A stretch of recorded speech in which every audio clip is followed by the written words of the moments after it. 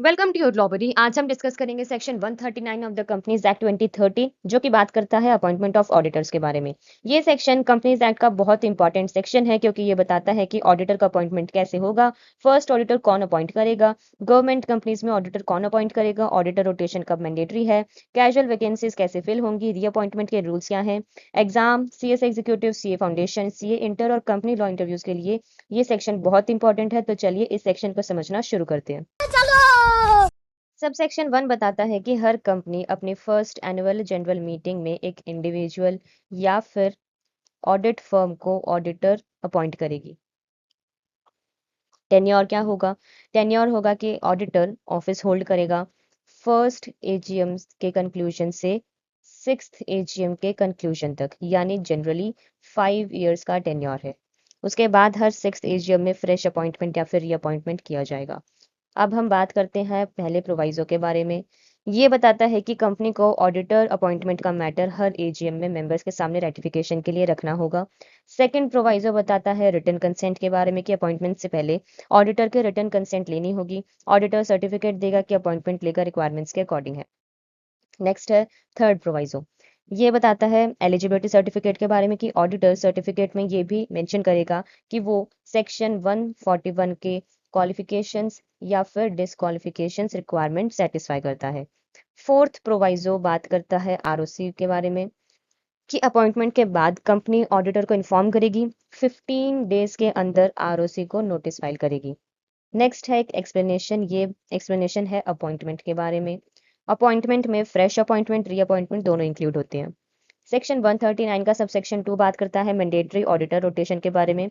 Certain prescribed companies और listed companies में auditor rotation compulsory है। एक इंडिविजुअल ऑडिटर 5 कंसेक्यूटिव ईयर से ज्यादा कंटिन्यू नहीं कर सकता। Audit firm 2 terms of 5 year से ज्यादा कंटिन्यू नहीं कर सकती, यानी maximum 10 consecutive years. Cooling of period की इंडिविजुअल ऑडिटर 5 ईयर्स कंप्लीट होने के बाद सेम कंपनी में नेक्स्ट 5 ईयर्स तक रीअपॉइंट नहीं हो सकता, और जो ऑडिट फर्म है वो 10 ईयर्स कंप्लीट होने के बाद सेम कंपनी में नेक्स्ट 5 ईयर्स तक रीअपॉइंट नहीं हो सकती। कॉमन पार्टनर रिस्ट्रिक्शंस क्या है कि जिस ऑडिट फर्म का टेन्योर भी खत्म हुआ है, उसके कॉमन पार्टनर वाली दूसरी ऑडिट फर्म भी नेक्स्ट 5 ईयर्स तक सेम कंपनी की ऑडिटर नहीं बन सकती। एग्जिस्टिंग कंपनीज एक्ट 2013 के कमेंसमेंट पर एग्जिस्टिंग कंपनीज को 3 इयर्स के अंदर ऑडिटर रोटेशन रूल्स कंप्लाई करने थे। इंपॉर्टेंट है कि रोटेशन प्रोविजंस कंपनी के ऑडिटर रिमूव करने के राइट को इफेक्ट नहीं करती, ऑडिटर के रिजिग्नेशन के राइट को इफेक्ट नहीं करती है। सबसेक्शन 3 बात करता है एडिशनल ऑडिट सेफगार्ड्स के बारे में। मेंबर्स रेजोल्यूशन पास करके प्रोवाइड कर सकते हैं कि ऑडिट फर्म के ऑडिटिंग पार्टनर और ऑडिट टीम को पीरियोडिक इंटरवल्स पर रोटेट किया जाए। ऑडिट एक से ज्यादा ऑडिटर से कंडक्ट कराया जाए, यानी कि जॉइंट ऑडिट। सबसेक्शन 4 बात करता है रूल मेकिंग पावर के बारे में। सेंट्रल गवर्नमेंट रूल्स प्रिस्क्राइब कर सकती है रिगार्डिंग द ऑडिटर रोटेशन या फिर मैनर ऑफ रोटेशन। एक्सप्लेनेशन है फर्म के बारे में कि फर्म में एलएलपी भी इंक्लूड है, यानी कि लिमिटेड लायबिलिटी पार्टनरशिप भी ऑडिट फर्म के रूप में अपॉइंट की जा सकती है। सबसेक्शन 5 बात करता है auditor of the government company. Government company में ऑडिटर अपॉइंट करेगा controller and auditor general of India.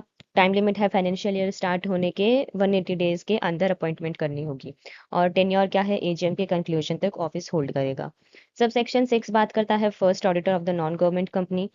Non government company में बोर्ड ऑफ डायरेक्टर्स रजिस्ट्रेशन के 30 डेज के अंदर फर्स्ट ऑडिटर अपॉइंट करेगा। अगर बोर्ड फेल हो जाए तो अगर बोर्ड फेल हो जाए तो मेंबर्स को इन्फॉर्म करेगा।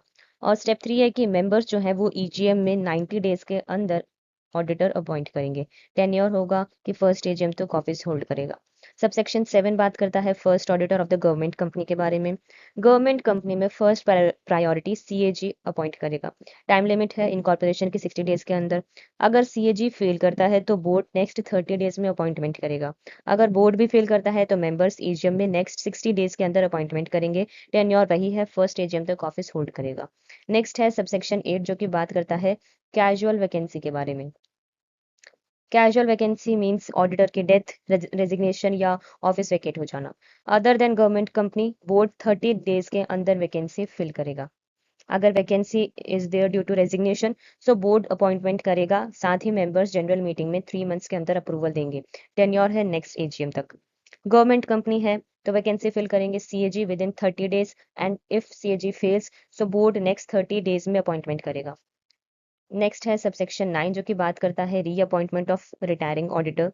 रिटायरिंग ऑडिटर AGM में रीअपॉइंट हो सकता है अगर वो डिस्क्वालिफाइड ना हो, उसने विलिंगनेस का रिटर्न नोटिस ना दिया हो और किसी और ऑडिटर को अपॉइंट करने या उसको रीअपॉइंट ना करने का स्पेशल रेजोल्यूशन पास ना हुआ हो। सबसेक्शन 10 बात करता है नो ऑडिटर अपॉइंटेड। अगर AGM में कोई ऑडिटर अपॉइंट या रीअपॉइंट नहीं होता तो एग्जिस्टिंग ऑडिटर कंटिन्यू करेगा, ये कॉन्टिन्यूटी इंश्योर करता है। सबसेक्शन 11 बात करता है ऑडिट कमेटी रिकमेंडेशन के बारे में, जहां सेक्शन 177 के अंडर ऑडिट कमेटी मैंडेटरी है। Auditor appointment, reappointment, casual vacancy सब ऑडिट कमेटी के रिकमेंडेशन कंसीडर करने के बाद ही किए जाएंगे। ठीक है। अगर आपको ये वीडियो यूजफुल लगा हो तो वीडियो को लाइक करें, शेयर करें और चैनल को सब्सक्राइब करें। Thank you.